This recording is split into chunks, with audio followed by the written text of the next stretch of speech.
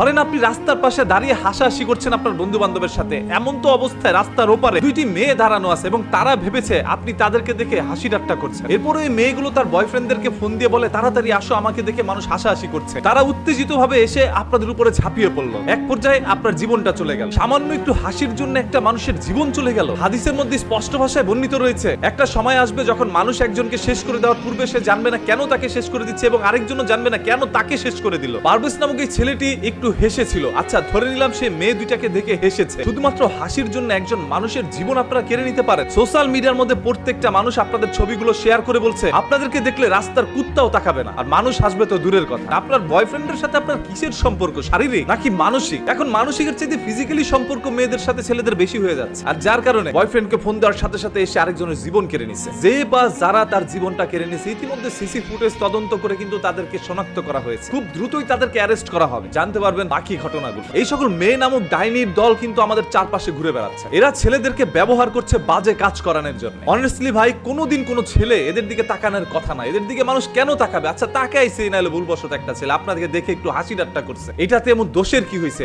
আপনি যে গাড়ির পিছে বসে বয়ফ্রেন্ডের সাথে মনে করেন কাম সেরে দিয়েছেন, সিপাসাপিতে গিয়ে যৌবন চালা মিটায় ফেলছেন। আচ্ছা এই যে আপনাকে নিয়ে এই ধরনের কথাগুলো বলছি, আপনি হয়তো বা ভিডিওটা দেখবেন, আপনার কি লজ্জা লাগে নাই? এখন তো আবার আপনার বয়ফ্রেন্ডকে পাঠাবেন আমাকে দুনিয়া থেকে শেষ করে দেওয়ার জন্য। পারভেজ যদি হেসে জীবন দিতে পারে, আমরা সত্য প্রকাশ করে তারপর জীবন দিব। তবে মনে রাখবেন এই পৃথিবীতে পারভেজ একা নয়, আমরা সবাই একত্রে রয়েছি। সোশ্যাল মিডিয়া এটা নিয়ে যেভাবে পোস্ট করে প্রতিবাদ করা হচ্ছে সেইভাবে অফলাইনে এটা নিয়ে প্রতিবাদ করা হবে। সেই সকল মানুষ বেশি হাইনার দলগুলোকে আর রেহাই দেওয়া যাবে না, এরা মানুষ হইতে পারে না। বিশ্ববিদ্যালয়ের মধ্যে পড়াশোনা করে বয়ফ্রেন্ড জ্বালায় গেছে ভাই। এই যে এদেরকে যারা বিয়ে করতে চাচ্ছেন, জামাইর আর কোনো কাজ নাই, সব কাজ ওই বয়ফ্রেন্ড করে দিছে। বাংলা ভাষা বুঝতে পারছেন? বয়ফ্রেন্ডকে ধরে রিমান্ডে নেন, কতবার কোন জায়গায় কিভাবে করছে সবকিছু বেরিয়ে আসবে। যদি বয়ফ্রেন্ডের সাথে ওই সকল আদান প্রদান সম্পর্ক নাই থাকতো, শুধুমাত্র একজন বান্ধবীর জন্য এসে একটা ছেলের জীবন নিয়ে নিত না। জীবন নেওয়া কতটা সস্তা হয়ে গেছে তাদের কাছে। অপরাধী যেই হোক না কেন, আমরা তার সাজা প্রকাশ্যে কঠিন থেকে কঠিন ভাবে চাই, যাতে করে বাংলার মাটিতে এরকম কোনো পারভেজের জীবন না যায়। আপনাদের প্রত্যেকের কাছে একটা বিনীত রিকোয়েস্ট ভাই, ভিডিওটা শেয়ার করে দেন। আপনার না বলতে পারা কথাগুলো আমি আমার কণ্ঠস্বরের মাধ্যমে সবার কাছে পৌঁছে দিলাম। অনেকে তো মনে মনে প্রতিবাদ করেন যে আমি যদি এখন প্রতিবাদ করতে যাই পারভেজের মতো করে, যদি তারা এসে আমার উপর ঝাঁপিয়ে পড়ে আমার জীবনটাও নিয়ে নেয়, আমি আমার জীবন নিয়ে পরোয়া করি। শুরু থেকে এই পর্যন্ত